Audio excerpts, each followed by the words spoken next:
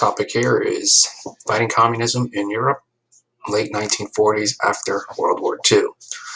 So I've selected this particular map to show you the division between blue-red, capitalist, and communist. If we notice, China is not falling in the Soviet Union alliance at this particular point, because it would depend on when this map was created, what the actual year is.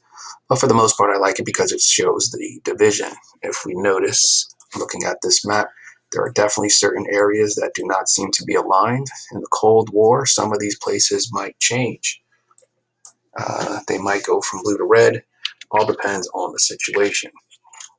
I've already addressed in a prior screencast about the use of these sheets, and we should remember that the class is divided into two sections, the capitalist section as well as the communist. Each side has a leader, and I'll be throwing random scenarios at you, and here are the scenarios, and depending on which leader wins will determine a winner once we add up all of the tallies for the scenarios that are here.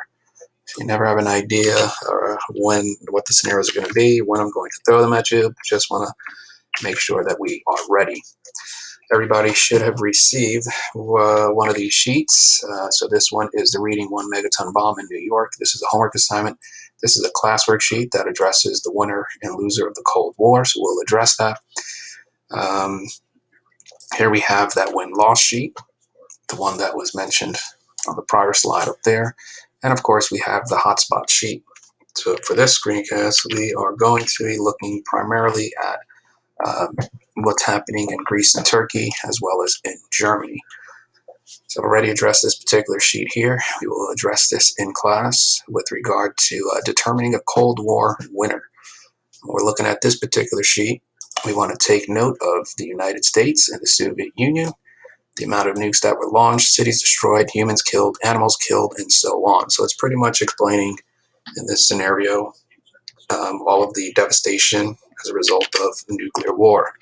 Which side wins? Well, if we determine Cold War winner by a survivor, and this side has one ferret, then I would say that the United States wins because they have no survivors. So even though some of the devastation might be greater on the US side, I'm just using the argument that if we're using life as the determining factor, then the United States wins simply because they have one stupid ferret.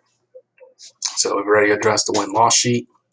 On the back of this sheet, you will also see this chart, which is the act-react chart. And what I'm trying to get you to recognize here is that there are actions that lead to reactions as a result of the Cold War.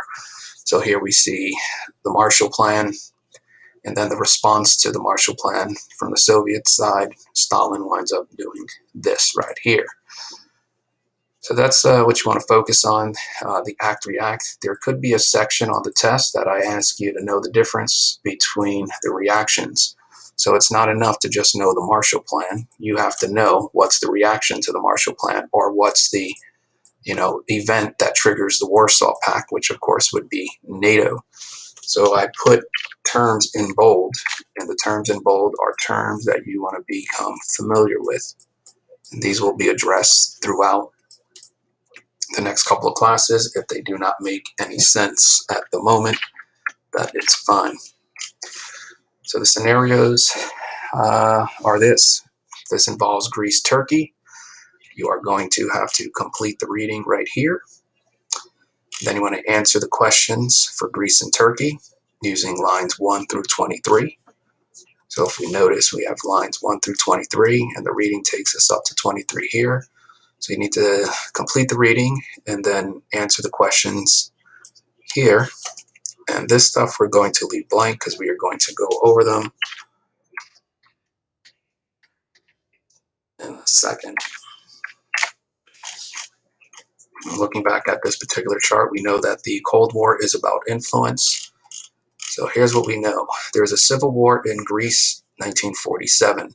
The British, having influence in the region after World War II, are leaving. Remember, the Atlantic Charter suggests that the US and the British are getting away from imperialism, and they are advising victims of imperialism to declare independence and fight for some form of self-determination. So here we see again any nation, and in this case, the any nation that we are talking about involves Greece at the current moment. So the issue here is, let's say we have a civil war in Greece. There are two sides fighting. The British are about to leave. So here the British have gone. That means that you have a power vacuum where sides are about to compete to determine a winner. Well, let's just say the Soviet Union starts giving this side money and weapons. It increases the likelihood that this side will win, and then Greece will fall to communism. That would mean a loss and a score for the communist side. The fear here is that Europe is going to turn red. What's the fear? There's a civil war in Greece, and the US is starting to panic. Europe is about to follow the communist route. Just like dominoes, they're all going to fall. Keep in mind, domino theory is more of an Asian policy. This is the first post-World War II event that is going to lead to some sort of intervention by both parties. So here we see the Truman Doctrine starting to emerge as a foreign policy for the president. Notice the date. Americans are going to fight communism on all levels. I don't know what that means, all levels. I mean, what if you just happen to be bowling and next to you is a communist family bowling? I guess the expectation is you are going to have to compete in the Cold War, and you better win that bowling match. Anyway, just throwing that out there. So it goes on to say, we are going to support free people who are resisting attempted subjugation by armed minorities, which basically means if there's any side that is fighting and they are trying to resist this language, the US will be there to help that particular side. So this is going to outline the foreign policy of the president after World War II, the Truman Doctrine. Consider Truman's doctrine and develop a method to fight communism abroad. So this is the Truman Doctrine, and we haven't talked about this individual just yet. Here we go. So the strategy here that I want you to think about is one that you come up with on your own. Here we see the Marshall Plan, which is Secretary of State's solution, and his solution is to just use money. So here we see in this political cartoon Uncle Sam with money. We see this chart that's showing the amount of money that is being given to various places throughout Europe. You see the UK, France, Italy, and so on. So for the most part, the United States foreign policy at first is to provide money to help rebuild European nations that were destroyed after World War II. So this policy here is the Marshall Plan, and here we see a zoomed in image of that. So we see the Truman Doctrine saying, we have to do this, and the Marshall Plan is answering the question, well, how are we going to do this fight against communism? So the fear, whenever you see this, which is a reference to the movie Psycho, it's always the fear of communism. Whenever there is that fear, you want to think terrified thoughts of this horror film or just the fear of communists about to take over. So now I want you to go to the chart for Greece and Turkey, and I want you to put the items here in the correct chronological order. When you do enough of these, you'll start to notice the pattern. For example, can the Truman Doctrine exist before the British leave? Does that make any sense? The trigger point is this. This is the thing that triggers it. The British leave. As a result, there is the possibility for a communist takeover, which prompts the Truman Doctrine to come into existence. The Truman Doctrine argues this point, where they're going to develop the Marshall Plan, and the end result is the communist side loses. That's what you would want to have. Next item is the Berlin Airlift. You're going to complete the reading here. So we know at the end of World War II, Germany is divided into 4 sections, as well as the capital here, Berlin. So each victorious power at the end of World War II is a section, but the issue here is that these 3 decide to unite their chunk, creating a division between East and West Germany. So now we have a Germany that's divided in two. This, of course, is going to anger the Soviet side, where they are going to decide to block off Berlin. So in this image here, this is actually Berlin, the capital. It is not Germany. Students always get this one wrong here. So what Stalin is doing is he is taking Berlin. So if we remember, Berlin is also divided. So Germany at this point looks like this. What he's doing is he is sealing this section off. He is trying to seal off Berlin, which is going to put the Allies in a tough spot because they're not going to be able to send resources from here into Berlin because technically they own the yellow in Berlin. So this is a zoomed in area of Berlin. This will of course lead to the Berlin Airlift. So what's going on here? Germany is divided in two, and the Allies are flying resources into their section, which is what's going on here.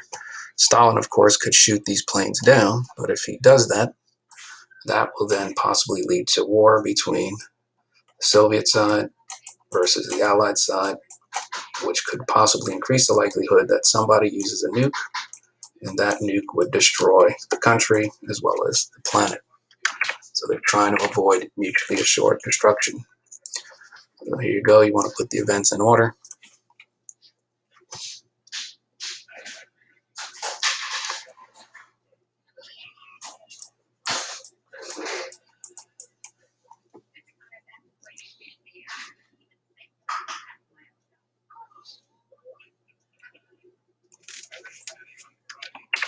That wouldn't make any sense. First thing is Germany and Berlin is divided. The Allies unite their section. Russia blocks it off. And then we get supplies dropped from the air. Berlin Wall, we'll watch a video clip on this. The video clip will address it. You want to complete the section here, Germany, the Berlin Wall.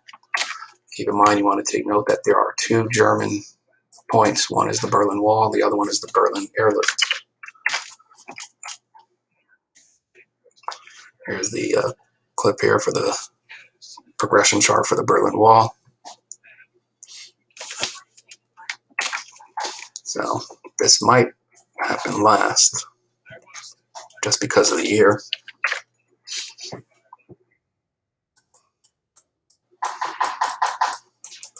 Is this possible? Russians build a fence. Germany and Berlin is divided. That's not going to work. So let's go. Germany and Berlin are divided. Germans are crossing into the Allied section. The documentary talked about Berlin, and it said how the Allies are just going into the eastern section of Berlin, which is the communist section. These people are just crossing in. Germany and Berlin are divided. Germans cross into the Allied section. This prompts the building of a fence. The conditions are horrible. Well, that wouldn't make sense either. But what's the correct answer? Germany and Berlin are divided. The conditions have to be horrible, which then prompts Germans to cross.